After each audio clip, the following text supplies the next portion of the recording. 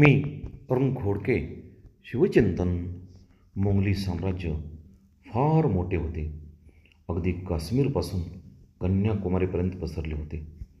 महाराष्ट्रातील एक छोटेसे स्वराज्य त्यांच्याविरुद्ध टक्कर देत होते.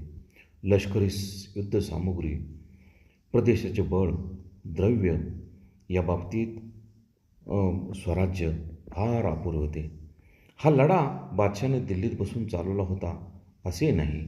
खुद्द बादशाह या प्रदीर्घ मोहिमेची सूत्रे दक्षिणेत राहून चालवत होता.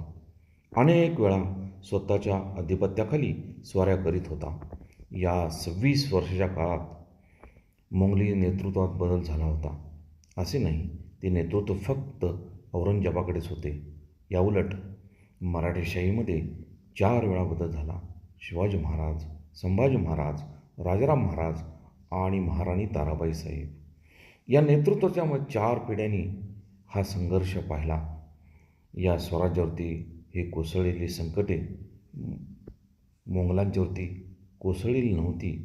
संभाजी महाराजांचा मृत्यू, येसूबाई शाहू महाराजांची कैद, राजाराम महाराजांचा मृत्यू या घटना ही मराठ्यांच्यावरती आली.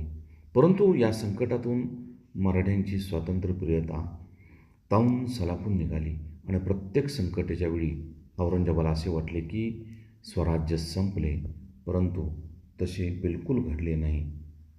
बहुत काय बोलणे. राम, कृष्ण, हरी